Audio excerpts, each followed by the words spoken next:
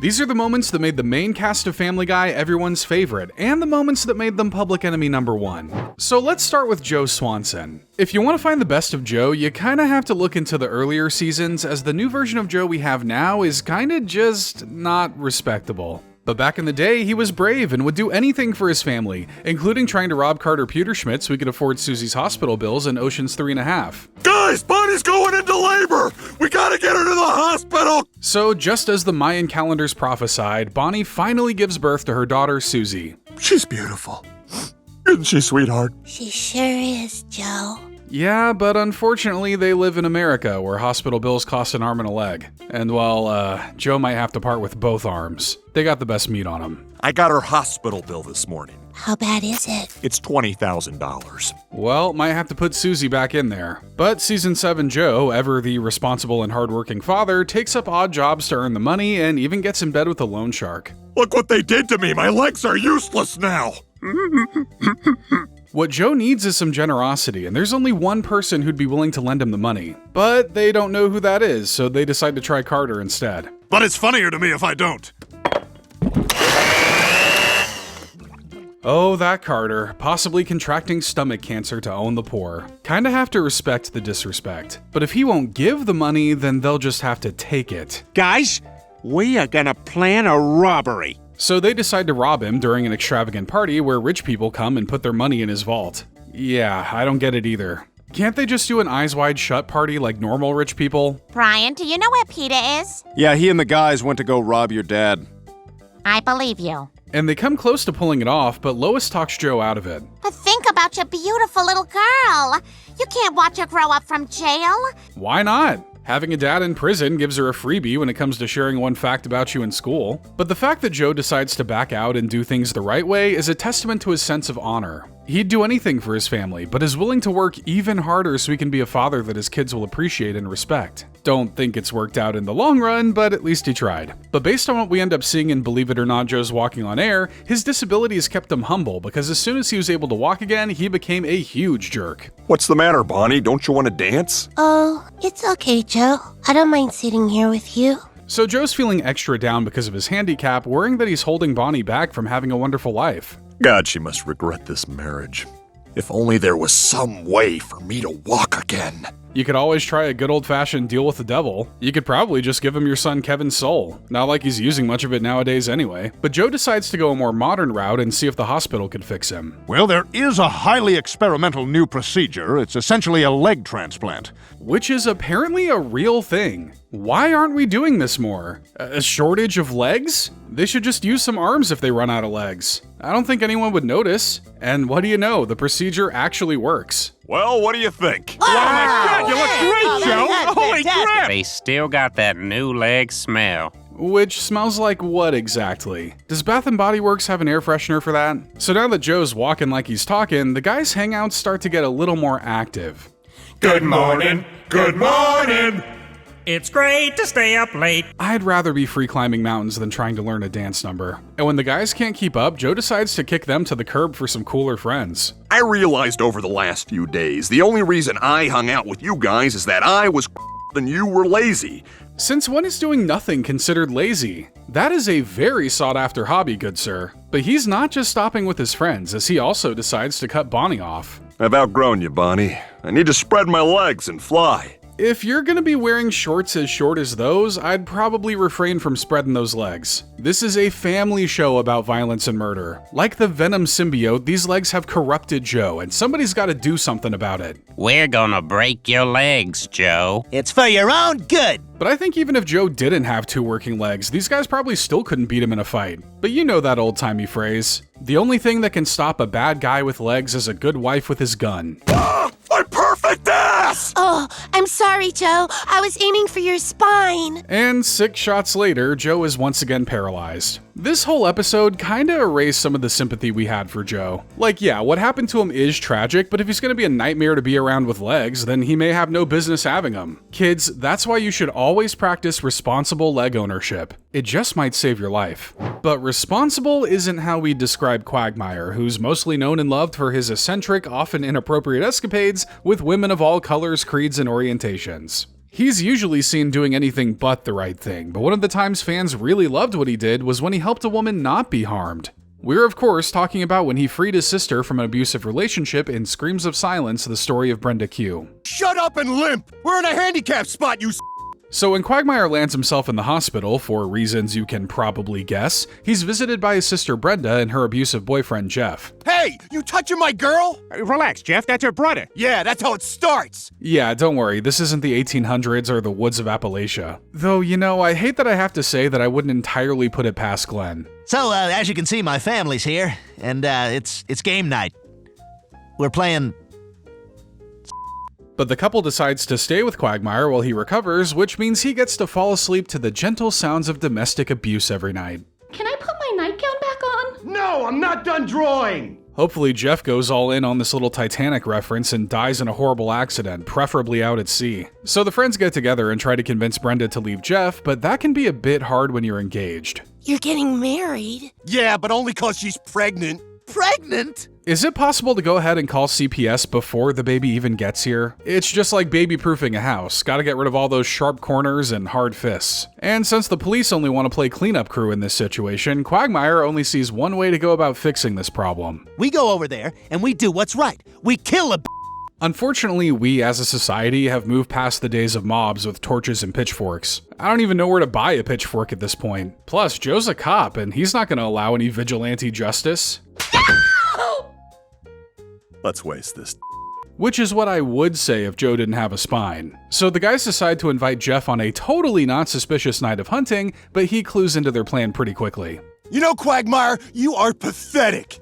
You have to bring your friends out here with you to do your dirty work? Yeah, I mean, look at this guy. This guy's definitely brought someone out to the woods to kill them before. Top 5 places to do that, or so I'm told. So Jeff knocks out Peter and Joe and has Quagmire drive to a deeper part of the woods to do away with them. You know, if you had any balls, you'd put that gun down and we could settle this like men. You know, I've always respected Quagmire for never backing down from a fight, even ones he's very obviously gonna lose. You know psychos like Jeff are just itching to beat a man to death at any given moment. And yeah, Quagmire seemingly gets choked to death, but when Jeff goes to dig his grave, he's in for a little surprise. What the hell? I killed you!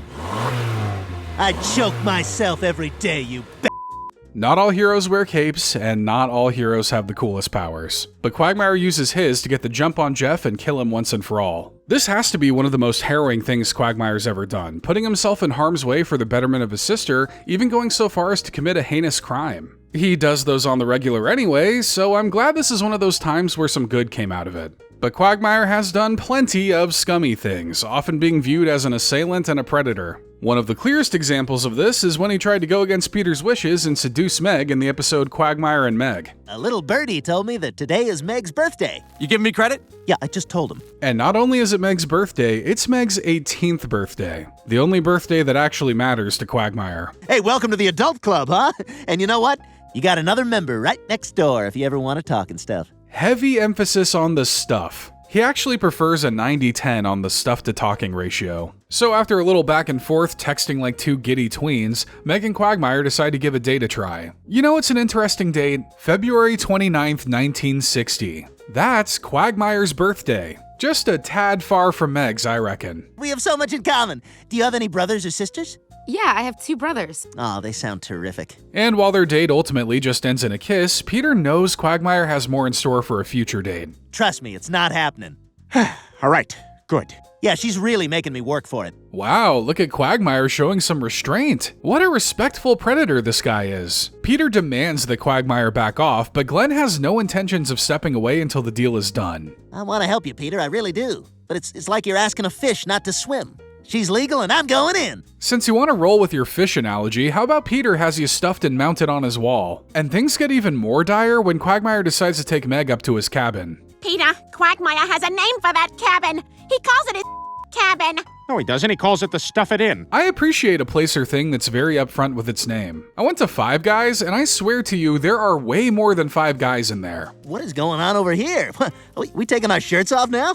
Okay, follow the leader. Luckily, Peter and Lois managed to break it up before any traumatizing memories to be resurfaced years from now in therapy are made. If you ever touch my daughter again, I will cut your thing off and feed it to Brian. Okay. So even though Peter pleaded with him as a friend to stop pursuing Meg, Quagmire still went through with it, and he would only back down after threats of a late-in-life circumcision. It'd be one thing if there was any romantic intention behind Quagmire's actions, but we all know that's not how the Q-Man operates. He was ready to confuse and ruin Meg's life all for his own satisfaction, and it's no wonder why he's considered one of the darkest characters in the cast. But on the lighter side, we have the most chill member of the Spooner Street gang, Cleveland Brown, who hasn't been lucky enough to receive any big moments in Family Guy for good or for bad. But if we had to pick when he was at his coolest, it's gotta be when he became the most popular guy in the neighborhood thanks to his new ping pong table and prescription heroin. Peter, you're throwing this ping pong table out?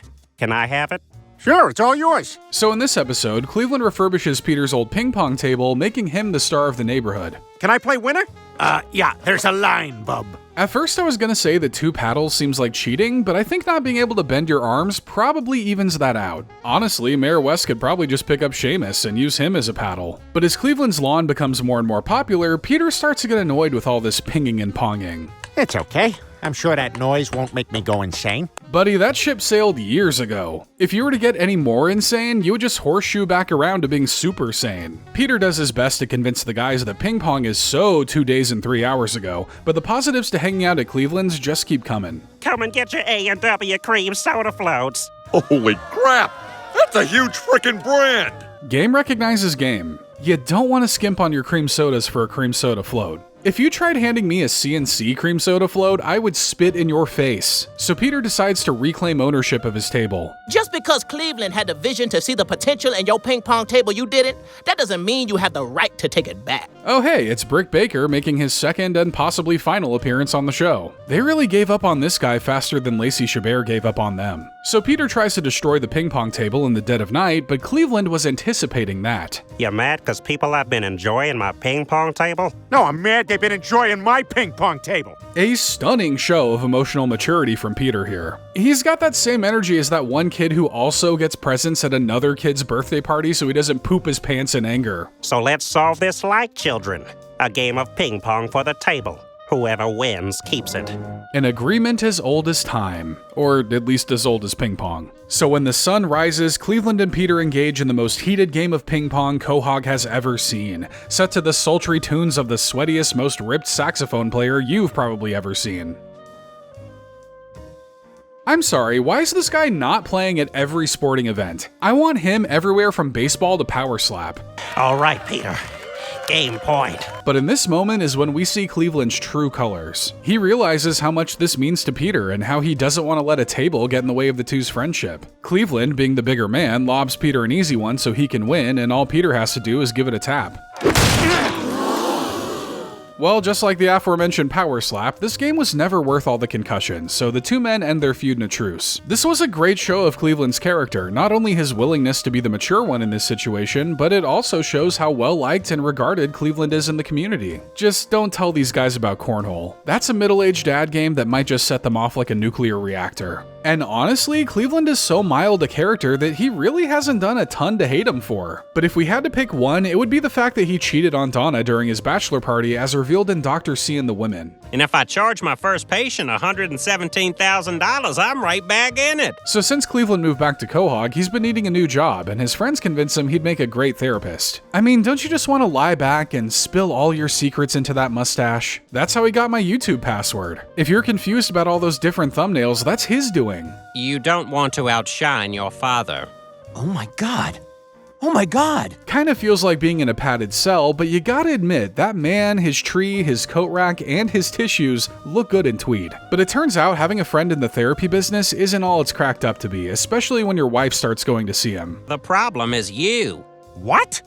What the hell are you doing? You're supposed to be my friend. But truth knows no friends. Well, except honesty. Then again, truth and honesty have been living together for years now, starting to think there's something more to their relationship. He's got Lois making me help around the house and spend more time with her. My own wife! So since Cleveland is helping make marriages loving and respectful, which is apparently a bad thing, the guys decide to blackmail Cleveland into backing off. If you don't change what you're saying, we're gonna tell Donna you slept with that stripper at your bachelor party. Ah yes, the tradition of one last infidelity before you're married. Honestly, I didn't know Cleveland had cheating in him. I mean, has he seen Donna? Does he really think it's getting better than that? Well, judging by how he goes AWOL, I would say he probably does not. Cleveland didn't show up to my therapy session earlier, and Donna says she hasn't seen him for 2 days. Kinda seems like there's very little worry for a man who may very well be dead right now. Cleveland can't survive out in the wild like that. He's too sensitive to loud noises and has a soft underbelly the predators can't wait to take advantage of. But he just ran off to hide in his old deli. Remember that? Talk about a character trait that led to absolutely nothing. I was faking it as a therapist.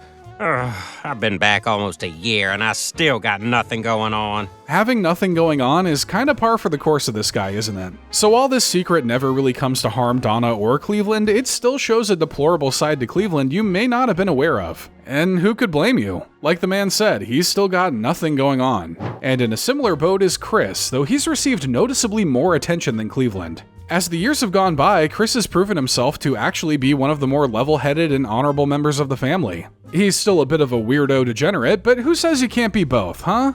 But one of the most honorable things Chris has ever done was actually not for his family. Rather, it was for a short-term girlfriend whose children he watched over when she got deported and dearly deported. My top came off on the slide. I think I may have seen you put it in your shorts. So that's Isabella, a girl Chris meets at the water park, and she just so happens to be the niece of one of Family Guy's most iconic characters. Hi, Consuela. You two know each other? Oh yeah, Lemon Pledge, no, all that stuff. Yeah, that pretty much sums her up. And of course Isabella is related to the only other Hispanic character in the show. That's Family Guy after all. I don't care that you have kids. Well, I'd still like to go out with you. Wow, that's really sweet, Chris. So the two date for a bit, but their fairy tale relationship doesn't last for very long. I found out that I'm going to be deported. They're sending me back to Mexico in the morning. And while she plans on returning, she asks Chris if he can watch her children for the time being. But I don't know, kinda sounds like an easy way to pass on your kids to someone else. You know how many unwanted children have been left on my doorstep? As long as you don't open the door, you're fine. All those babies are really starting to pile up though. I haven't been able to leave the house in months. You would really look after my kids for me? Of course I would. You're a wonderful man, Chris Griffin. But as time passes, it's becoming increasingly less likely that Isabella will be coming back at all. Isabella no can come back. Stuck in Mexico. The babies, they stay here. Well, looks like Chris is stuck as a single dad of two. I don't think I've seen a sitcom with that setup yet, so at least he's got that going for him. But Lois opposes the single dad life for Chris, so she suggests a little return to sender action. If Isabella can't get here to take her kids back, we'll just have to bring them to her. Ah yes, the beautiful country of Mexico. Surely Family Guy will translate the good side of the country and not just the parts you see in action movies. This place looks pretty rough. Yeah, this is it. Santa Terrible. Well, at least they didn't go with that yellow pea filter Mexico always has in movies and shows. So they find Isabella, but now that they've seen the state of where she lives, they decide to smuggle her back into the States. You guys, don't panic, but there's a couple of coyotes over there. Well, unless you guys have some paint and a wall to draw a tunnel on, I'd say you might be screwed. But when they lunge for Isabella, Chris jumps in and puts his body on the line to protect her. Chris, you saved my babies. Oh my God, Peter, we did nothing. I guess it didn't make sense to start trying to be a good parent now. That's for later, when you're under the threat of being put in a nursing home for the rest of your days. But they all manage to make it home, where Chris realizes he's not ready for the responsibility the kids bring. Or border hopping. Gotta at least get into your 20s for that. I understand. But I know someday you will make an incredible father. So even though Chris may have known his relationship with Isabella wouldn't last, he still went out of his way to do his best to take care of and protect her children. It shows a lot of maturity, most likely not even found in the adults in his life. You know, if he could just keep his hand out of his pants, Chris could be a real stand-up guy. But he does have his negative moments, usually surrounding girls and popularity. Never has this been more obvious than in Steroids, where Chris started dating Connie D'Amico, only to dump her when he became more popular than her. What if I date a loser and make him over into a popular guy? So Connie decides to use Chris for this little experiment, hoping to pull off an extreme makeover on his, well, everything. You and I are going on a date Saturday night. Okay. I'll see you then. Is this what getting a date on Bumble is like? This modern dating stuff is easier than I thought. So she works to douche him up a bit, but she quickly gets blindsided by a feeling she's never received from a guy. Is it respect? Honesty? Giardia? They all feel about the same. I want to hold your hand because I like you. I don't understand. So really, Connie isn't just changing Chris, but Chris is changing her too. But don't worry, we are in the negative section for this character. Things will go sideways soon enough. So Connie does succeed at turning Chris into a popular kid, which means he's now obligated to act like a huge jerk. I'm sorry, Meg. You can't come. There's an ass-to-boob ratio that you're way off of. Huh, didn't think these popular kid parties were so into eugenics, but I gotta say, it explains a lot. But when the day of said popular party rolls around, Chris almost immediately ditches Connie for 2 other girls. You How the hell can you be cheating on me? I'm the one who made you popular! Well, it's pretty simple, Connie. It's 2 girls versus 1 girl. 2 is better than 1. Even the cavemen understood that. And now that Connie's been ostracized from her clique by Chris, she has no choice but to seek help from someone more on her current level. You want my help? You can go f yourself. Okay, maybe Meg can be convinced to take her brother down. At least she's getting a cool spear out of it. Luckily, Chris has some embarrassing home movies that can instantly destroy any credibility he has. Come on, it's me, Griffin! You don't get to talk like that anymore. Even though what Chris did is bad, it does kind of speak to his character that this is probably the time he's been the biggest jerk he could be. He definitely leans more into misunderstood territory, but he's more than capable of being loved and hated like the rest of them.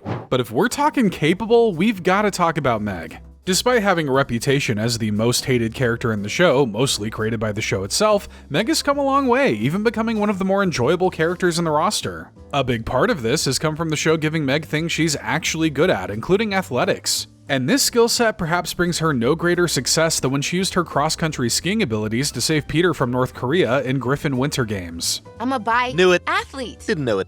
If I win today, I'm going to the Olympics. And so Meg does just that, winning her biathlon event and earning herself a spot in the Winter Olympics. I'm not really good at public speaking, so I'll just say farple, schlup, muckleblop. I hear what you're saying, Meg, but is now really the best time to get political? The Muckles have rights too, just like everyone else. But before Meg can secure herself a gold medal, Peter has to go and ruin the trip with his drunken antics. You flush underwear in train toilet? Yeah, they were done. Look, if you're just gonna discard your underwear like that, at least make sure you're wearing edible undies. Give back to nature, you know? But the punishment for toilet clogging in South Korea is a one-way ticket up north. A U.S. tourist, Peter Griffin, has been apprehended by North Korea and is being held prisoner. Yeah, something tells me this isn't exactly a trade the U.S. will want to make. National security has actually been safer since he left the country. But my race is this afternoon. I know, but your father needs us. I don't care. Where was he when I needed help? As far away from you as possible, which in a roundabout way was probably better than him actually trying to help you. Maybe Meg realizes this because she decides to use her skills to win Peter back. Meg, that was amazing! It was, wasn't it? This is one of those episodes that managed to elevate Meg beyond her punching bag status, proving her to be one of the most capable members of the family, as well as one of the most mature when it came to sacrificing potential sports glory to save her dad. Meg never really lost her crazy side, but at least she's used it for good. But what could be considered her most hated moment actually involves her standing up for herself in Seahorse Seashell Party. Shut up, Meg! No! You shut up, Chris! I am sick of all you guys ganging up on me. So during a particularly heavy storm, emotions run wild as Meg finally stands up for herself against her family's abuse. I'm sure you sickos were hoping for a bloodbath. Like me. I'm sicko. But it's actually more of a verbal massacre. What if I started calling you a fat, zitty loser who has no friends and smells like an old woman who has birds for pets? I'd say you couldn't possibly have dressed him down unless you just took all his clothes off. I'm sure the two of them wouldn't mind that, but not right now. And Meg tears through everybody, moving on from Chris to Lois. And honestly, when I turn 18, I don't know that I ever want to see you again. And eventually making her way to Peter. Take a good look at yourself, Peter Griffin. You're a waste of a man. Dang, good thing Meg doesn't understand Stewie because he might have gotten verbally incinerated next. But wait, isn't this section supposed to be about Meg's most hated moment? Everything she said so far has been based, as the toddlers say, so what's so bad about this episode?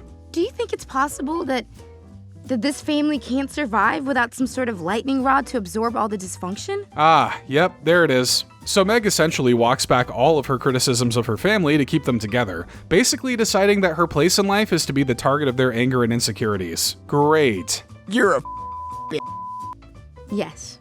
Yes, I am. So this is an interesting one because Meg doesn't really do something bad to anyone else. Rather, she inflicts the pain on herself, which is such a disappointing move for the character that it makes very little sense. Apparently, keeping the family together is more important to her than living in a happy family. I get it, but at the same time, no, I don't. What was she thinking? But thinking is one of those things Brian doesn't always seem to be capable of doing. The way we see Brian Griffin nowadays is as a selfish, know-it-all, hypocritical elitist who likes to pretend he isn't any of those things. But he's still capable of true acts of kindness and selflessness, winning the hearts of many and maybe a few of their tears. I'm of course referencing New Kidney in Town, where Brian chose to sacrifice his own life to save Peter's. I'm afraid all the toxic chemicals your husband ingested from his homemade energy drink have caused total kidney failure. So with no immediate kidney transplant available, Peter has to go on dialysis treatment, which he almost immediately blows off.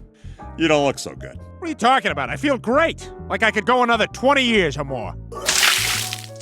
Yeah, but everyone knows the early seasons of kidney failure are where the gold is. These newer seasons of kidney failure just feel so phoned in. So it seems Peter needs that new kidney ASAP, but with no donor in sight, it doesn't look like that's gonna happen. What about me?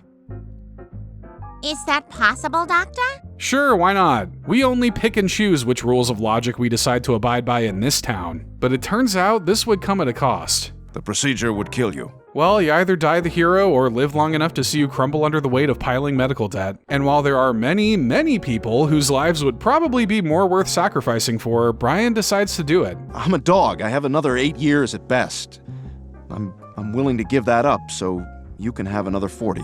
Those are some very generous timelines considering the amount these two drink, but he makes an honorable point. And they come very close to going through with it, only to find another donor at the last minute. It turns out I'm a perfect match, and I'm willing to give up one of my kidneys. Was kinda hoping Hartman would have tried to perform that surgery himself, but I guess this is still good news. This is one of the few truly honorable things the more modern Brian has done, throwing away his selfishness for the life of his best friend. We hardly get to see this side of Brian, as we're more used to his irresponsible side, like when he gave both Stewie and Chris herpes in Herpy the Love Sore. There you go. We're blood brothers now. You happy? Actually, yes. I mean, I really feel the bond, Brian. So after they swap some blood, Stewie begins to feel something else. Not as honorable as a blood bond, but much grosser. You son of a b****, you gave me herpes! But this could just be an honest mistake. After all, many people can have herpes and never show the signs. See, that's me giving the benefit of the doubt, something Brian has not earned. Okay, fine. I admit it. I gave you herpes.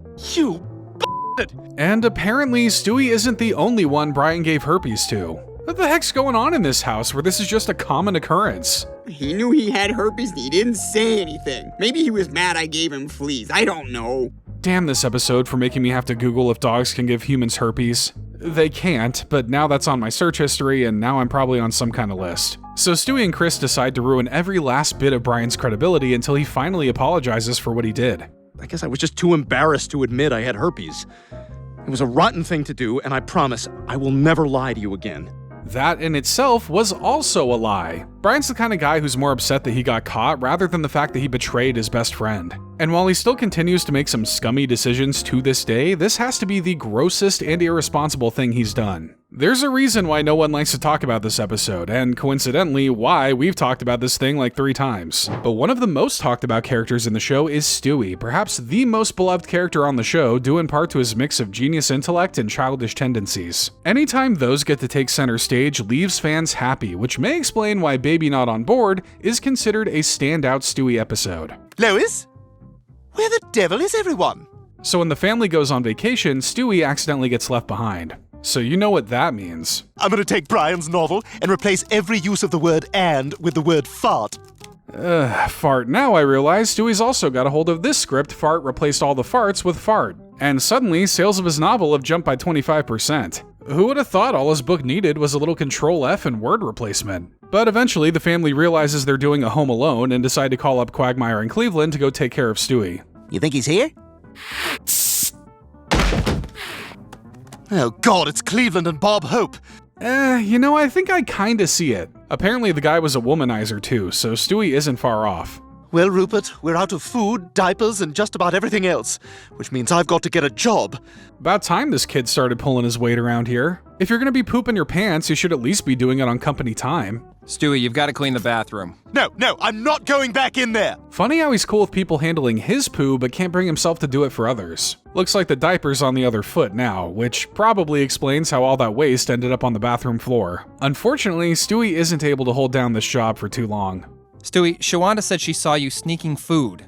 What? Well, I don't know if you can really classify fast food fish sandwiches as food. I don't know what those things are made of, but I have a sneaking suspicion it's anything but fish. So with no job or income, Stewie accepts his fate as he prepares to waste away without his family. Let it be written on my tombstone that my life was considerably better with my family around.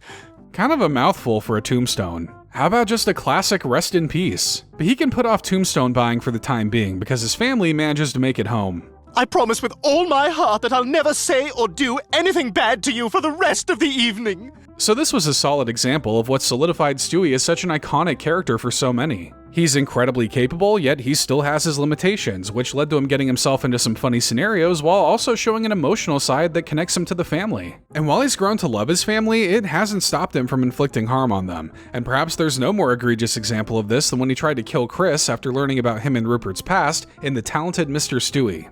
Well, Rupert belonged to Chris before he was yours. Didn't you know that? No, I did not know that. So after Stewie learns of Rupert's past history with Chris, his jealousy becomes too much, and he decides to reunite the brother and bear. I know you're going to try and stop me, but hear me. Okay. Oh, great. Because that's a good way to get over your jealousy. Force your partner back with their ex so you can see them hanging out together all the time around the house. It's like Stewie's begging for a slip into psychosis. I see you got my text to bring Rupert to dinner. You're looking well.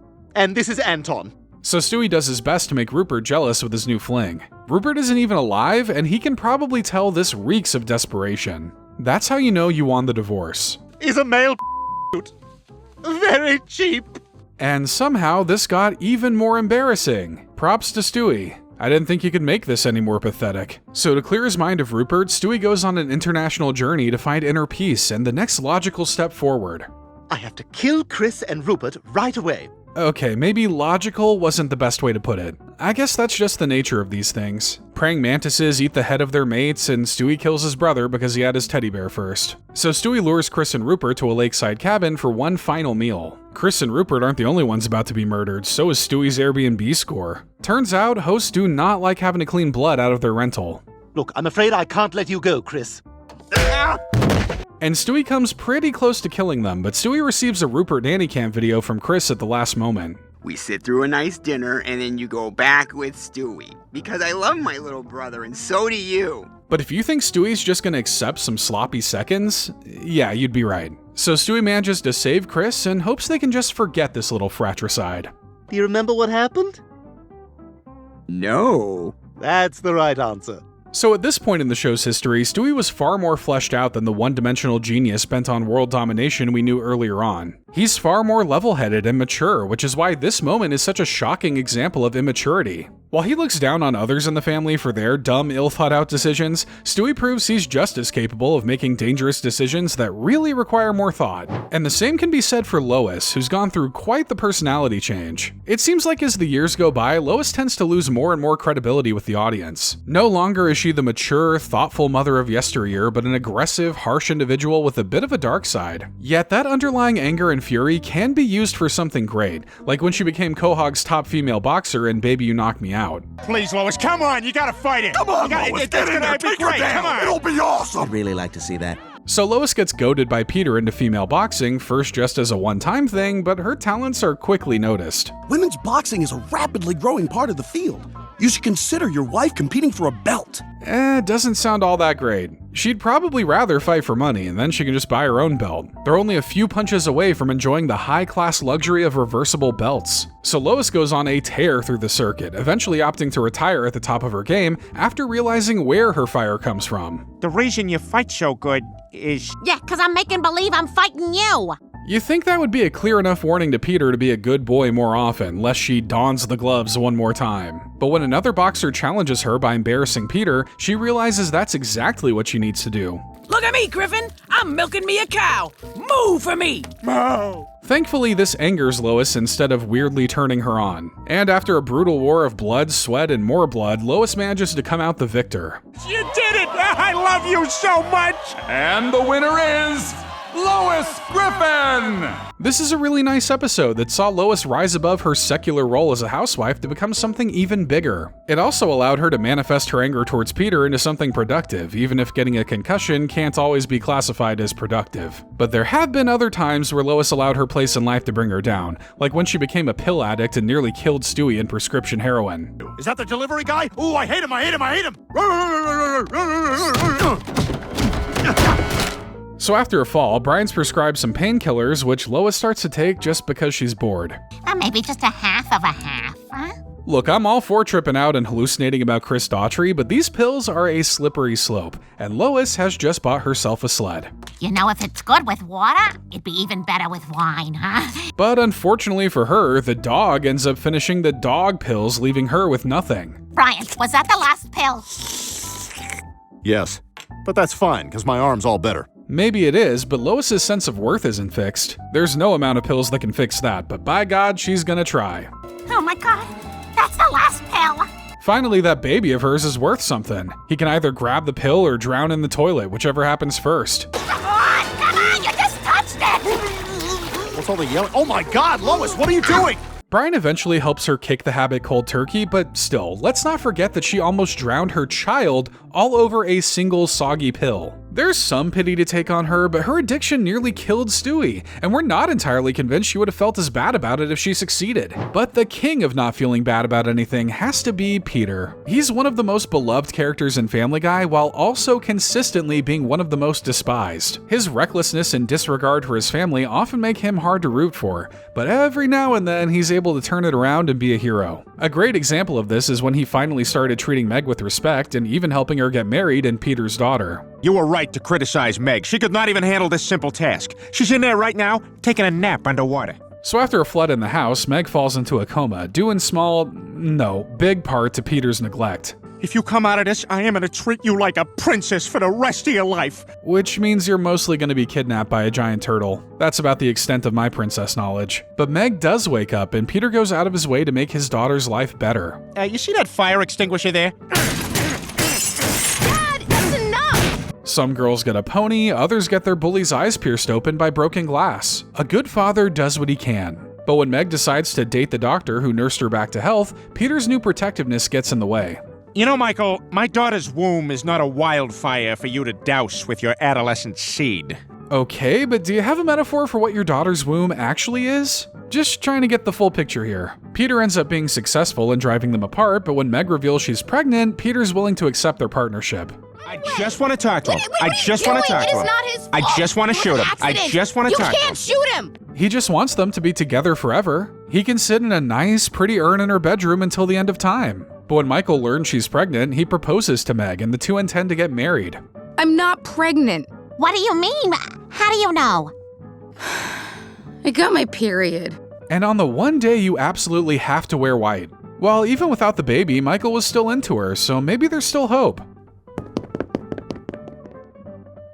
Oh well, there'll be other suitors for Meg, right? Right? Even though it didn't end the way they wanted it to, Peter still did a solid job stepping up as a father to give Meg the best life he could. It's too bad he stopped trying multiple times after this, but for this very brief moment in time, he was truly a family guy. But Meg isn't the only child he's failed, as Peter's attempt to marry Chris in Fresh Air has gone down as one of Peter's worst moments to date.